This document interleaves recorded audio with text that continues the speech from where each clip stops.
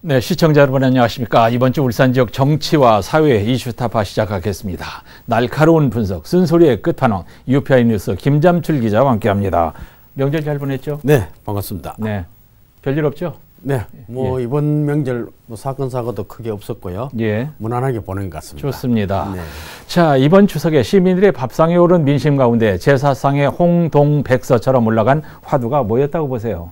아무래도 지역이 많이 묻혔죠. 묻혔어요. 네, 지역 의제 같은 것은 뭐 등장한 것보다도 민주당의 대선 후보 이재명, 이낙연 그리고 국민의힘의 윤석열, 홍준표 이 경쟁 구도에 대한 얘기가 좀 많았고요. 화천대유라는 그게 누구 거냐 하는 뭐 대장동 의혹이라고 합니까? 이게 아마 지금 그야말로 영민이 될 수도 있고요. 용의 비늘을 과연 건드려 이재명 후보가 어떻게 돌파할지 아마 최대의 화두였던 것 같고 이슈였던 것 같습니다. 그렇습니다. 저도 같은 생각인데, 자, 그 문제는 이제 울산 얘기 아니니까 좀 뒤로 돌려놓고요. 울산 아이템으로 얘기하죠. 네, 내년 시장 그리고 기초단체장 줄을 이루지는 않았지만은 이 후보들의 하마평에 대한 얘기들이 좀 많이 있었던 것 같고요. 아무래도 관심이 있겠죠. 그렇죠. 그리고 송 시장이 던졌던 울산공항 이전이냐 종편이냐 이 화두도 관심이 좀 많았던 것 같고요. 뭐 일각에서는 또 용역을 주려고 하느냐, 누가 또 수혜받을 건가. 이런 비난성도 시선도 좀 있었고 광역시의 공항을 없앤다는 게 말이 되느냐 하는 부정적인 의견이 더 많았던 것 같아요. 제 개인적으로 뭐 여러 가지 들어봤을 때는 그리고 공항이 없어지면은 그 부지 넓은 땅에 무엇을 지을까? 그럼 누가 이익을 볼까? 어떤 사람들이 혜택을 받을까? 수익을 누가 가져가느냐? 이런 얘기까지 벌써 설왕설래가 있었다는 것. 이런 말이 있습니다. 그래서 당신은 즐기지만은 나는 소망한다. 이런 소설책에 나오는 얘기인데 정말 무엇을 소망해야 되느냐? 그런 지적까지 나왔습니다. 현재 여론만 놓고 보면 결코 득되는 건 아니었다. 네, 패착이지 않느냐 하는 민주당 안에서도 그런 얘기를 저는 들었습니다. 너무 성급했지 않느냐 이런 얘기도 있었고요. 용역이란 게 그렇지 않습니까? 면접을 슬쩍 받으면서 그 용역 수행하는 기관들 그 뭐 용역비를 받죠. 그리고 결론은 어떻게 됩니까? 용역 준 사람 구미에 맞게 해줘야 되지 않습니까? 우리나라도 이제까지 관행이 그랬고요. 지금 대장동 그 화천대유도 결국 그런 기조로 다 의심을 하는 것 아닙니까? 상식적으로 봤을 때.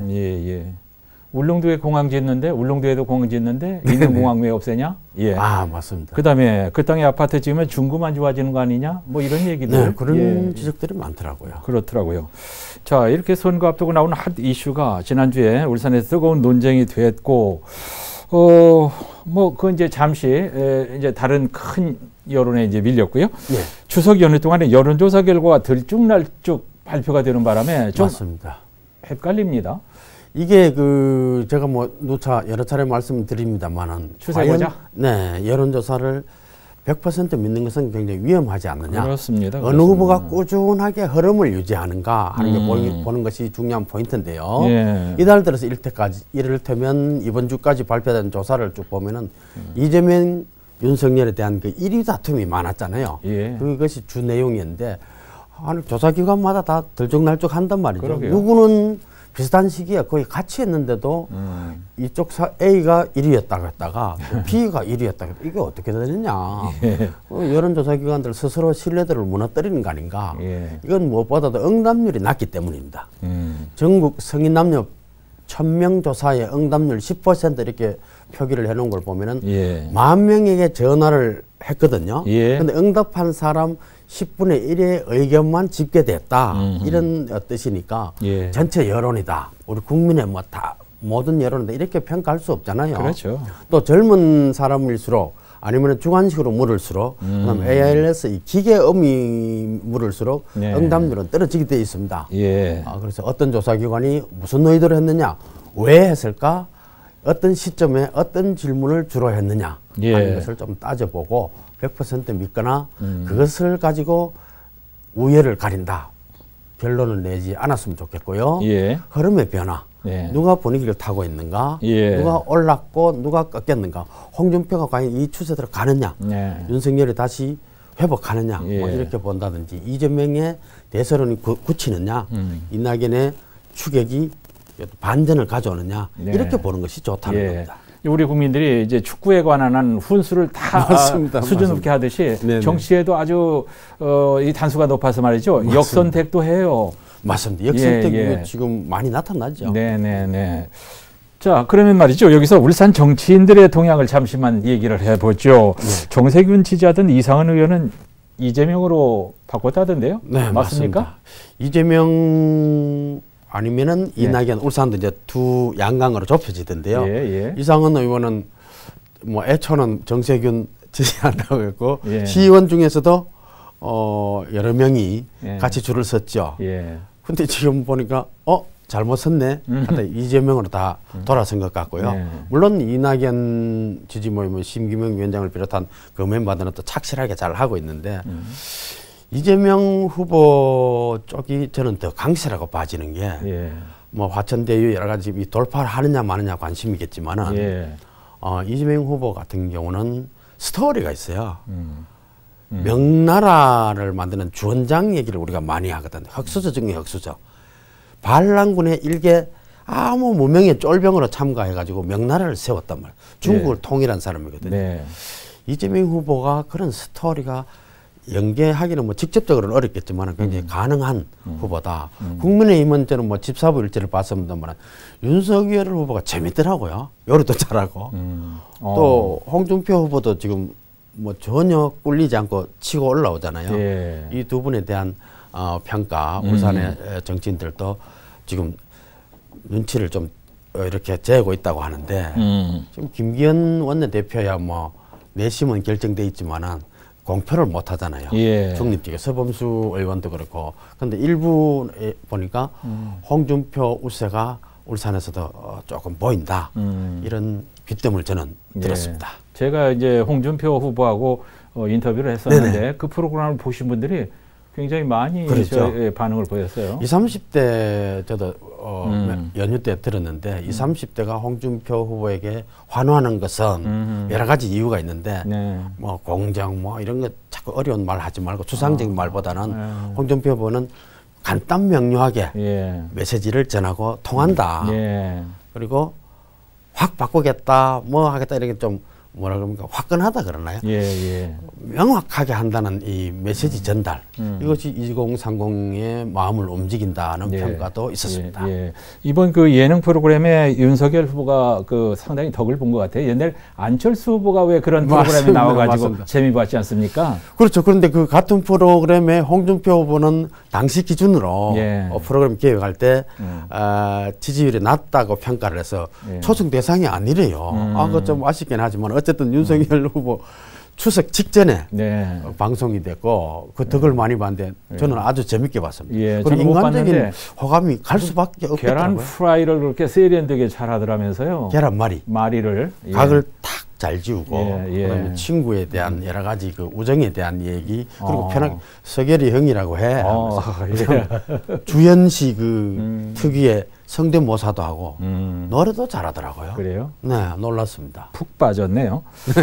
자, 울산의 지방선거 예비 후보들 여야 주자들을 놓고 추석 민심이 어땠을까? 이게 맞습니다. 이제 관심입니다. 송철호 시장을 비롯해서 뭐 국민의힘 예비 후보들 전부 전통시장을 많이 가시더라고요. 그렇죠. 그런 또 활동을 많이 SNS를 올리고 있는데 지금 송 시장은 아무래도 공항 폐쇄 논쟁 그리고 지금 직무평가 성적표 이런 것이 아무래도 시민들의 입에 좀 오르내렸을 거고요. 제가 말했던 그 민주당의 플랜 B 여기에 대해서 제가 추석 연휴 기간에 민주당 쪽 모 인사 그리고 울산시의 송 시장 임기 동안에 고위 공직을 지는 모 인사를 만나서 몇 가지 얘기를 쭉 듣고 또 제가 직접 전화 취재를 해본 결과 상당히 주관적입니다만은 지금 기준으로 봤을 때 대선이 51대 49로 되게 예상이 된단 말이죠. 어느 편이 됐든 간에. 51대 49 아니면 힘들 거다. 그런데 그 시기가 그럴수록 선뜻 내가 모험을 걸기 어렵잖아요, 솔직히. 그 박원순의 황태자라고 하는 그 서울부시장, 서정엽 전 서울부시장. 이분이 커리어를 굉장히 잘 살았단 말이죠. 그러니까 지금 시장이 바뀌면서 나왔잖아요. 예. 이 또 잠룡이라고 할 수 있는데 울산으로 봐서. 그리고 박무익이라는 세종행복청장이라고 있습니다. 예.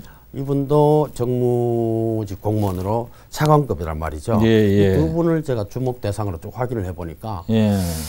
이 두 분 다 지금 당장은 부인할 거다. 예. 그러나 내년 3월 대선 결과에 따라서 여당이 차출하거나 권유했을 때 과연 거절할 수 있을까? 정무직이기 때문에 네. 정권 바뀌면 물론 못 나가겠죠. 어렵겠죠.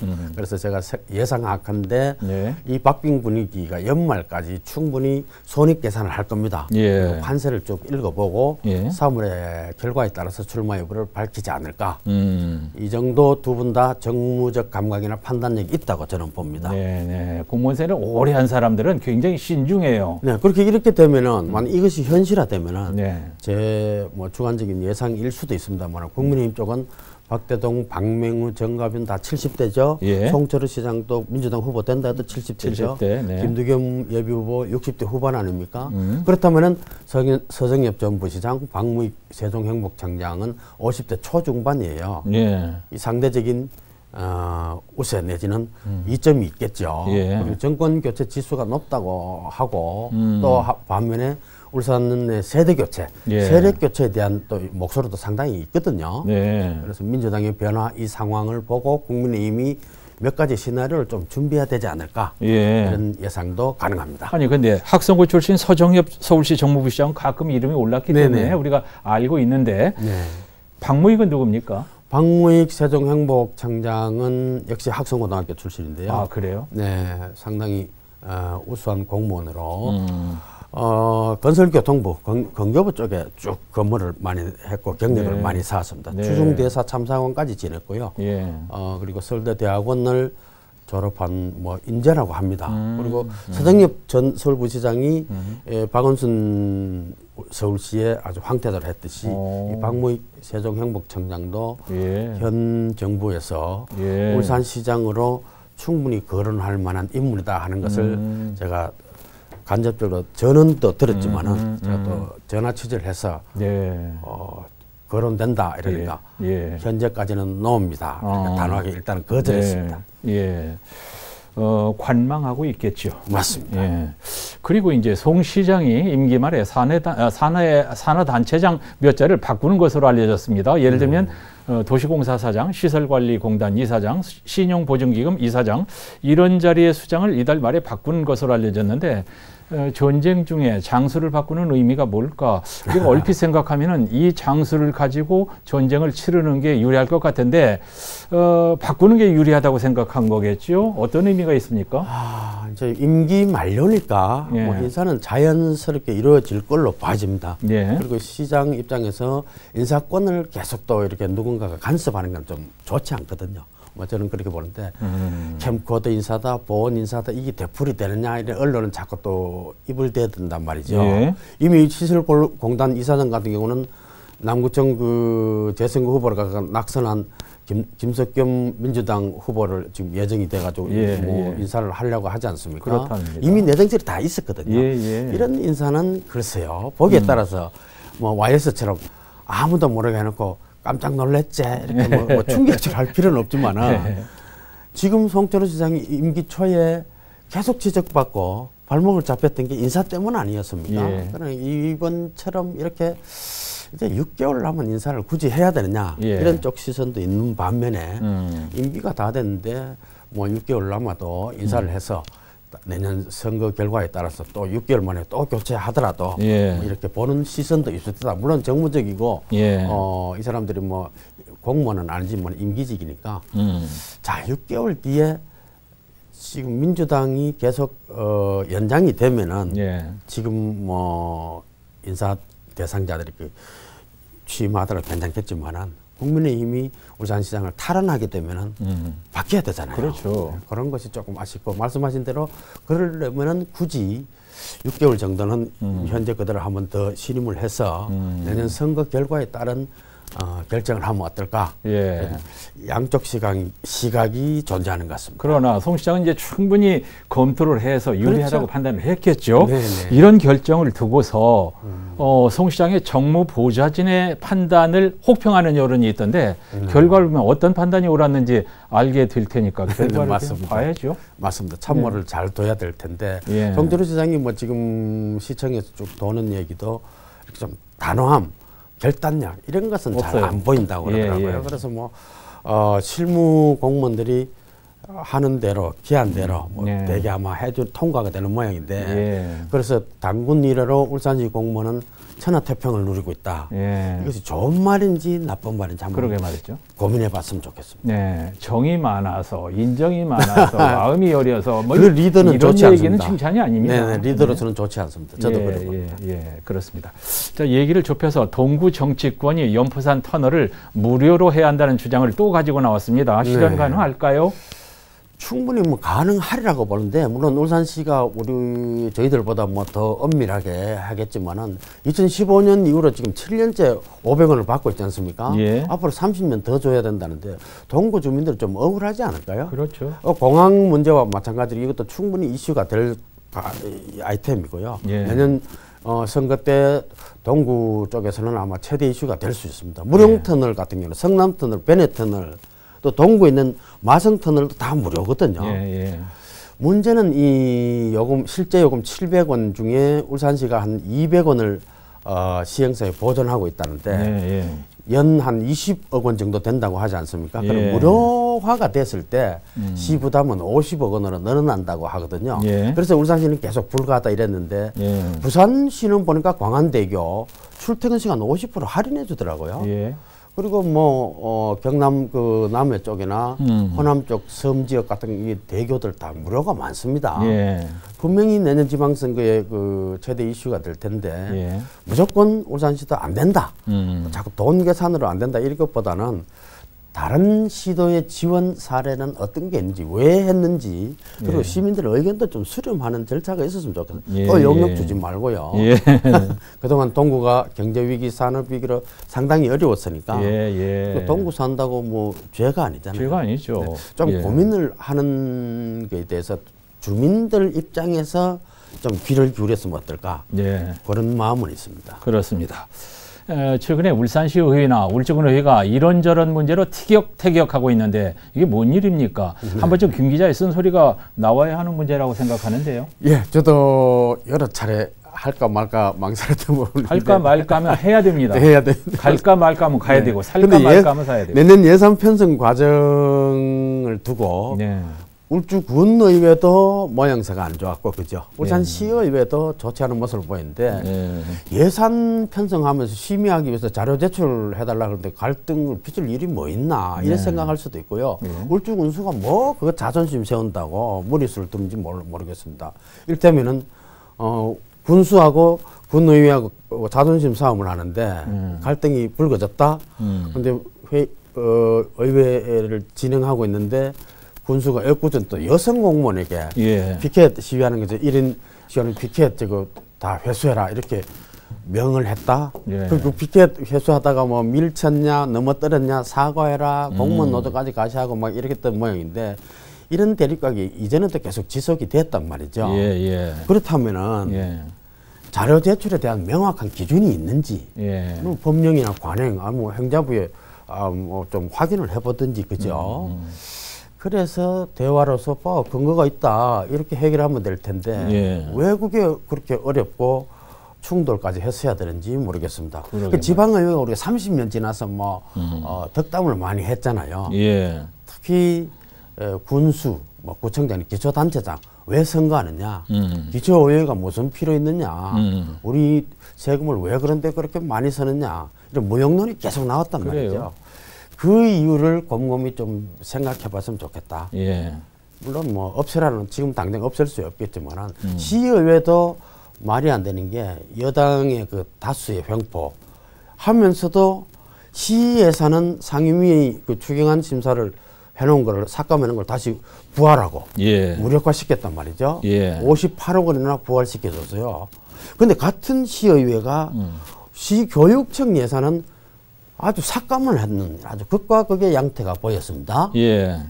물론 그 결과 교육감이 예산 그 심의 아니면 제안하는 그 자리에서 시의회 기분 나쁘다고 115만 시민을 대표하는 시의회를 무시하고 일방적으로 퇴장을 했다. 예. 이건 앞으로를 위해서도 이런 관행은 있어서는 안 됩니다. 이게 잘못된 거죠. 예. 시의회 권위를 무시하는 것도 아니고 말이죠. 충분히 그런 지적이 나올 수 있는데 자기는 그런 건 아니다고 말은 하고 예. 또 뭐 무슨 예산을 편성 뭐 짤 때 뭐 3천여 명 뭐 몇천 명의 시민 의견이 반영되더라는데 몇천 명의 시민 의견은 중요하고 예. 115만 시민을 무시해도 되느냐? 그건 아니죠. 그래 예의를 지킬 건 지키고 예. 설득할 건 설득하고 또 잘 어쩔 수 없는 것도 어쩔 수 없고 이렇게 해야 되는 건 아닙니까?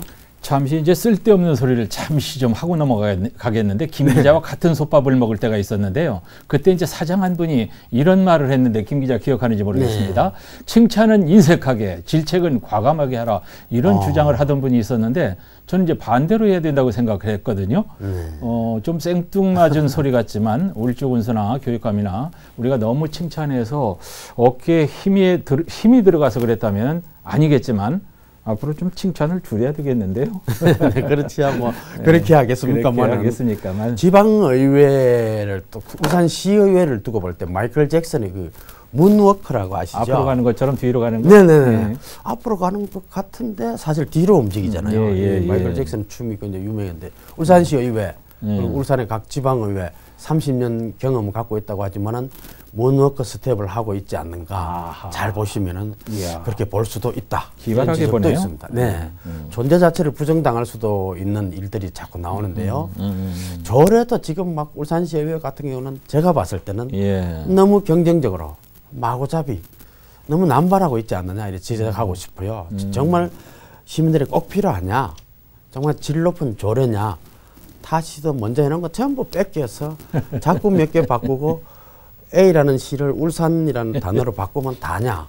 좀 고민하고 연구했으면 좋겠어요. 그리고 집행부에 대한 그 솔직히 국회처럼 예산한다 뭐 시정에 대해서 질문할 일이 있으면은 집행부하고 짜서 말이죠. 미리 질문지 주고 서면 질의하는 이거 하지 말고 때려치우고 시장 교육감 딱 불러내서 일문일답 당당하게 하는 겁니다. 이걸 뭐 하니 못하니 조례가 있니 없니 하지 말고 다른 지역의회에서 이미 하고 있거든요. 그럼 울산시의회는 이 방식을 왜 스스로 포기합니까? 조례 규칙을 개정하면 될 사안이거든요. 지금 그럼 회피하고 있는 것 아닙니까? 같은 당 소속인데 어떻게 시장을 몰아세우느냐. 그러면 시의회는 안 해야죠. 그러니까 지방의회 문워크 하느냐 비아냥 나오는 겁니다. 솔직히 시민들 자기 시의원, 자기 구의원 잘 모르죠. 구의원 특히 몰라요. 그게 뭐 좋다 나쁘다 떠나서 그럼 몇 명 되겠습니까? 얼굴 아는 분들이. 그러게. 때마침 더불어민주당 단체장 의원들의 현직 활동평가 실시한다고 합니다.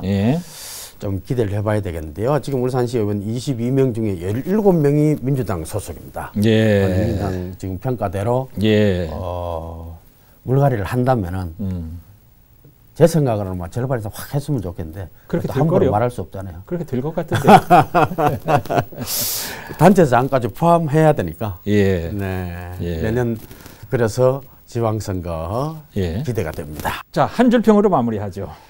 네, 이번 주 여러 가지 지금 정치 상황을 보면은 제가 크랩 멘탈리티가 생각이 납니다. 뭡니까? 이 단어는요, 저희들도 그렇습니다만은 바닷가 어부들이 개를 많이 잡으면은 한 마리 한 마리 뚜껑 없는 통에 그냥 던집니다. 그럼 도시 사람들은 누가 보면은 어쩌 도망가면 어떡하느냐. 어부는 뭐라 그러는지 압니까?